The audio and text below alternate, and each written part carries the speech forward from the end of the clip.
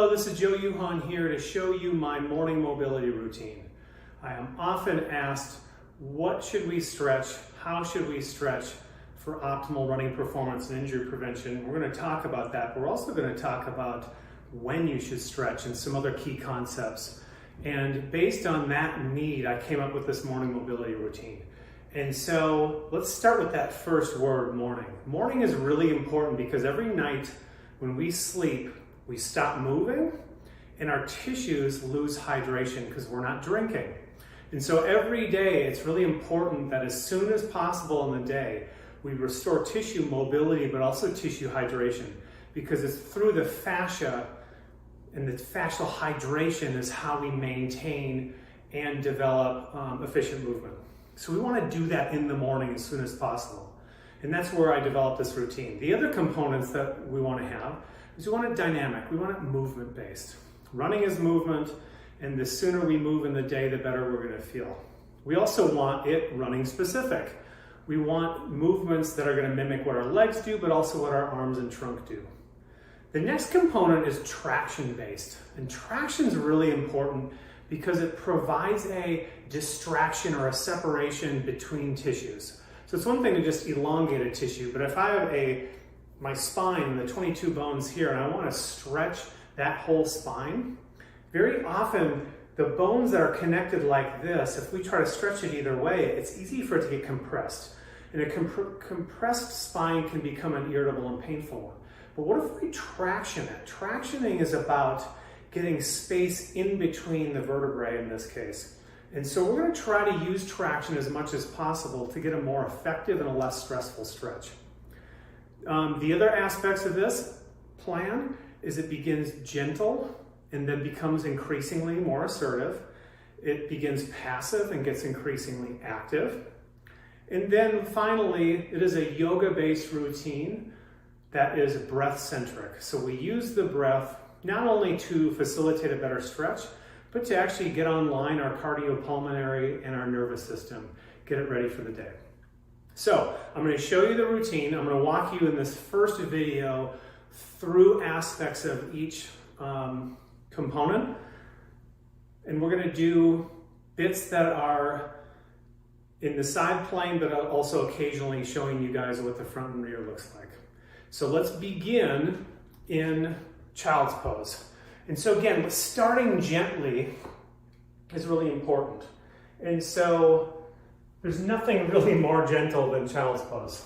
So getting on your knees and putting the arms in front is the foundations of a child's pose. But if we want to add traction, what I'm going to do is I'm actually going to try to reach my arms out, anchor my hands on the floor, and then sit my body weight back. So I get a traction generated from my arm and my shoulder blade through my spine. So hands come way out here, I'm kind of grabbing the ground, and then I sit back and I get a big spinal and sort of posterior fascial traction. Then I breathe into that.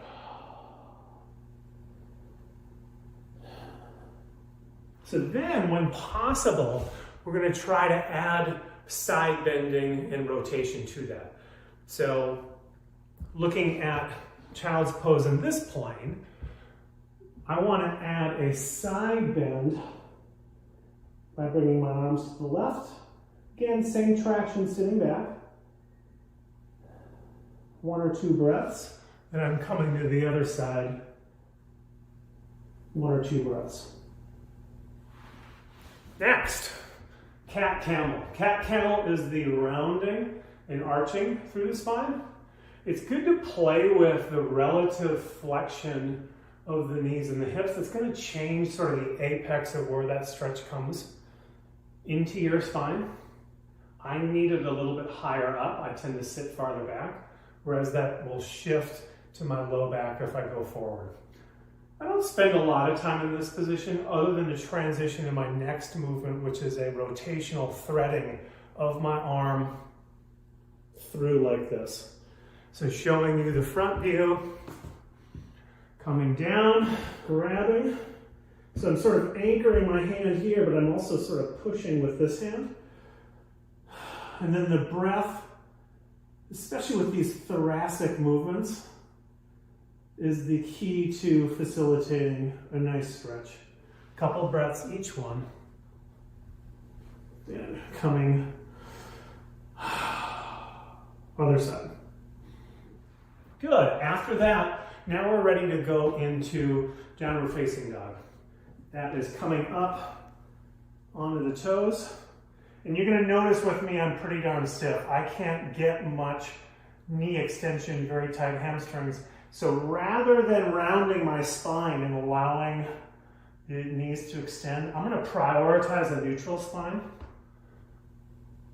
It's better for my trunk, but it's also going to be better relatively to get the stretch into the hamstring.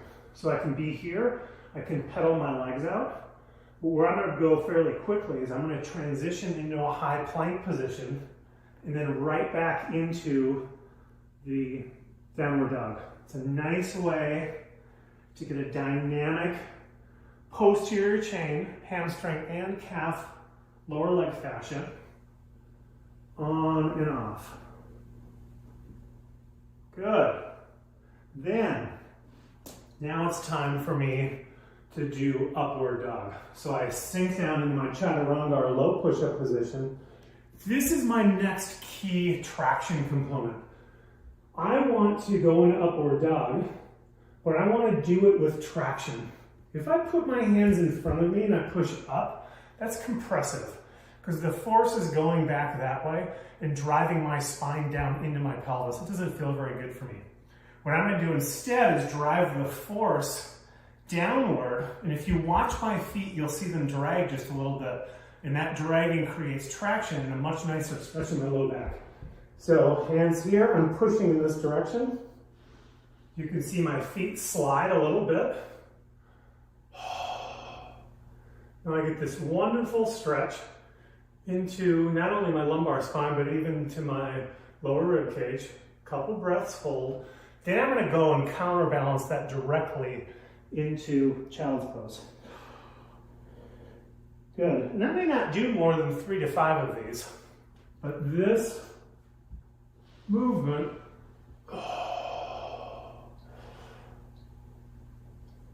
is a wonderful traction-based extension and opening, not only the backside into my spine, but even my belly. Coming down, even my belly and even the front of my neck as I let my chin and head go back.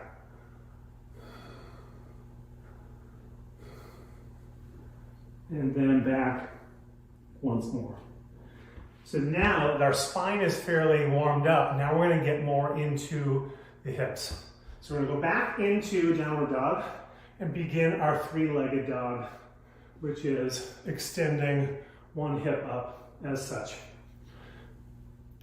From there, going into an active, our most active so far, knee flexion. So waking up, both hip flexors and abdominals, flex up, shift back into extension, flex up again. I may do 5 to 10 of these in a row before I then step into runner's lunge.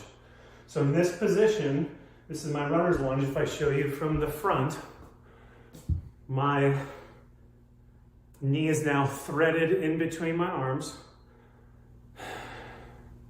Again, this is another position where I can stay and get some breaths, but I'm going to very quickly go into a twist. The easy twist is going towards the flexed leg side, or we're going to go both directions.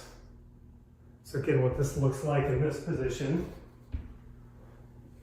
opening towards the flexed leg, opening towards the extended leg. Again, 3 to 5, sometimes quickly, sometimes with a breath or two hold. Good. Now, imagine, for the sake of the demonstration, that I was doing right leg up. I then will immediately shift into ninja pose. And ninja pose is this hip and pelvic abduction or opening, and a nice ankle Achilles posterior lower leg stretch. hang out here. I can also add dynamic movements of rotation of the hip to get more adductor. But I'm after the movement, so I'm going to go side to side. And again, we're getting increasingly more active. So this takes some strength for me without my hands to pop in and out of this, right? And so now I tend to finish where at the top of my mat, so to speak.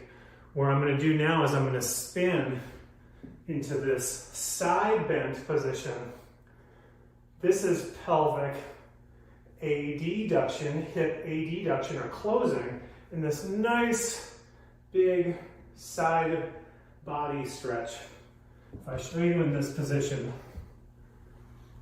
this just feels really nice. And again, it's also sort of traction based because I'm anchoring my foot down here. I'm dragging my body this direction. If I can reach with the top arm, I get a little extra stretch. This one I tend to stay more like 3 to 5 breaths. And then once there, I come out of that, now into a standing position, coming up into mountain pose. Now you guys can't quite see what's happening overhead, but what I'll do there, take my arms overhead, add more side bending for this lateral fascia and the rib cage, breathing into that, into my standing position, before I then dive down into the toe touch. But again, I'm very tight through my backside. So I stay here and I will do what I call bottoms up, which is this dynamic bending and straightening of the knees, keeping my spine fairly neutral. I may do 5 to 10 of these before then diving down into chaturanga, your low push-up position, and into another traction-based upward dog. Into another child's pose, and then I'm doing the whole other side as we had before. Again, showing you a abbreviated and sped up version.